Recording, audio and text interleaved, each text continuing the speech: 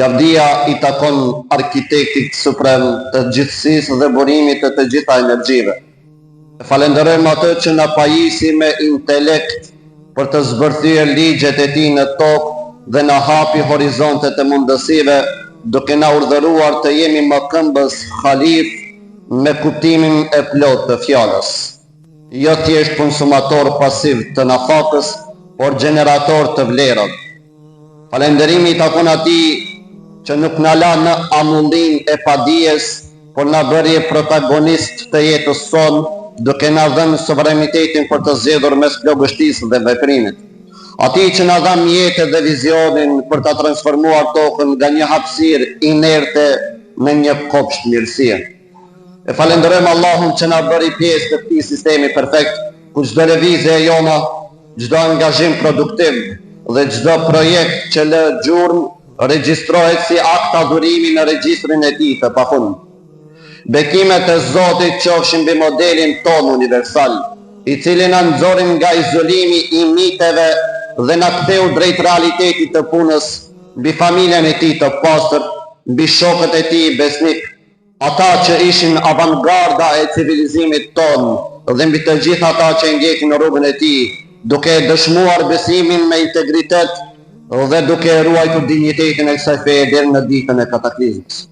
Të dashur vëllezër, xhamati i nderësuar, tema të cilën sot do ta shtjellojmë është mbjellja ajo nuk kuptohet.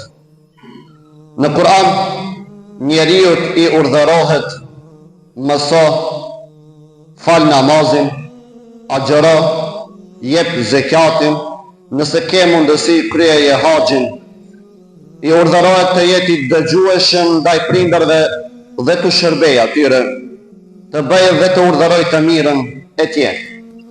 Megjithatë, ekzistojnë veprime, punë dhe angazhime të cilat kur përmendet njeriu nën kuptohen vetvetiu. Ato janë domosdoshmëri për të, pa të cilat jeta është e paimagjinueshme. Sepse Allahu xhalla shanuhu thot në Kur'an: pse nuk e shikoni atë që mbillni, a mos ju i jepni forcë që të mbijnë nga toka, apo ne e bëjmë këtë? Allahu xhalla shanuhu wa xhalla jalaluhu nuk e urdhëron njeriu të mbjellë, ashtu siç nuk e urdhëron të hajë. Të dija këto nën kuptohen vetvetiu.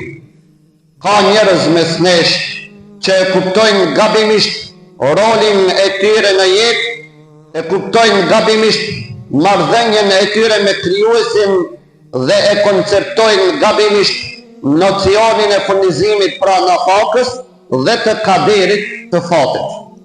Nëse Allahu xhalla shanuhu wa xhalla jalaluhu thot: nuk ka asnjë krijesë të gjallë që ai nuk e furnizon, kjo do të thotë se ai i lartësuari i furnizon të gjitha krijesat pa asnjë rol dhe përpjekje nga ana e tyre.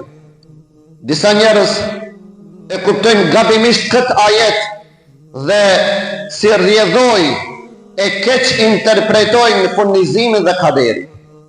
Ata e shohin në mënyrë fataliste dhe në favor të vetës, citojnë hadithin ku thuhet: sikur ju të mbështeteshit sinqerisht tek Allahu xhalla shanuhu wa xhalla jalaluhu, ai do t'ju furnizonte ashtu siç furnizon Zoti. Ata dalin në mëngjes nga folet e tyre të uritur dhe kthehen në mbrëmje me barkun plot. Por ata që e keqkuptojnë furnizimin nuk duan të vërejnë se Zoti dalin nga folet, nuk qëndrojnë, nuk rrinë shtrirë, por nisen në kërkim të furnizimit.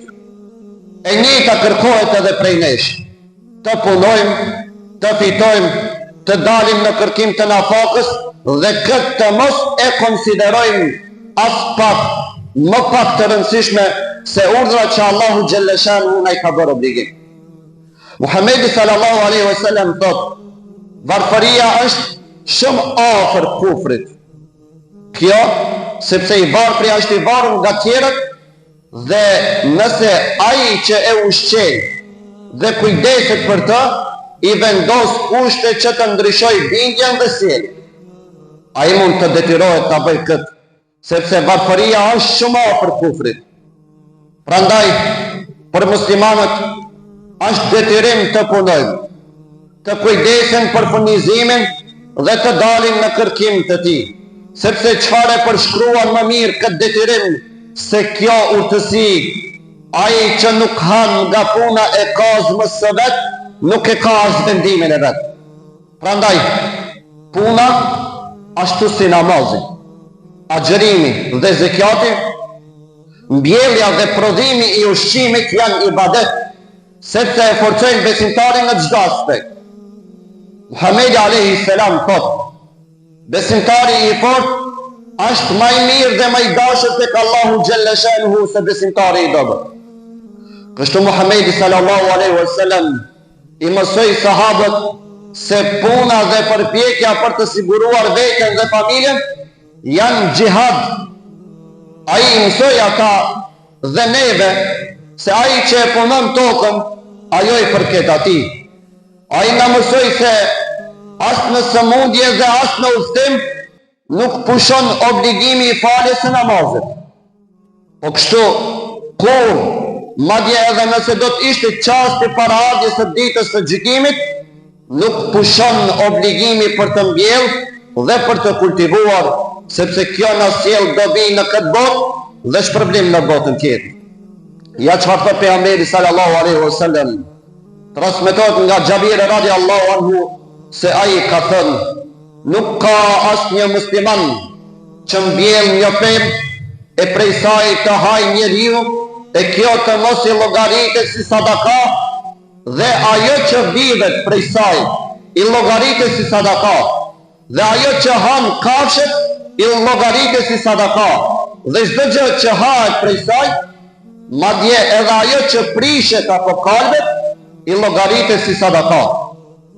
Muhamedi sallallahu alaihi wasallam thotë: kush e gjallëron një tokë të vdekur, do të ketë shpërblim për këtë. Transmetohet se Abu Darda radiallahu anhu po mbillte një pemë në Damask, ku një njeri kaloi pranë tij dhe i tha: apo e bën këtë ndërkohë që je sahabi të dërguarit të Allahut? Duke dashur thotë se kjo nuk është e nevojshme për të. Abu Darda i tha: ndalu, mos u ngut. Dua të të mësoj atë që na ka mësuar pejgamberi sallallahu alaihi wasallam. Tha ai na ka thënë: nuk ka mundësi që një musliman të mbjellë një pemë frutore dhe prej saj të mos hajë njeriu apo ndonjë krijesë tjetër, e që kjo të mos i shkruhet si sadaka. Është e mundur që pas këtyre nxitjeve nga burimet e fesë tonë, nga i dashuri i Allahut, të ndodhë që tek ne, muslimanët, arat të jenë të lëna pasdore. Është e mundur që pas këtyre nxitjeve nga feja jonë, ne të mos prodhojmë, por të importojmë frutat tona. Është e mundur që t'i shpërfillim ato obligime që na sjellin dobi këtu dhe shpërblim atje. Muslimani nuk duhet të lejojë që toka në të cilën jeton të jetë e vdekur, të jetë e lënë pasdore, sepse mendoni, i dërguari Allahut thotë: kush e gjallëron tokën, kush e pastron arën, kush e përgatit tokën për punë, për këtë ka shpërblim. Nuk mund të ndodhë që muslimani të jetë i varur nga të tjerët, sepse Allahu xhalla shanuhu wa xhalla xhelaluhu kërkon prej nesh që të qasemi të gjitha obligimeve në të njëjtën mënyrë. Puna si namazi, puna si agjërimi dhe të mos i numrojmë më tej, thotë janë ibadet.